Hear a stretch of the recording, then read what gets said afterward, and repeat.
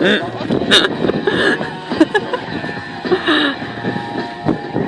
dat nou een labrador of een Spaanse waterhond? Spaanse waterhond. Een kleintje. Of nee, even kijken.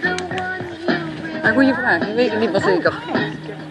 Maar geen labradoodle in ieder geval. Nee. Dat is een Spaanse waterhond. Volgens mij wel.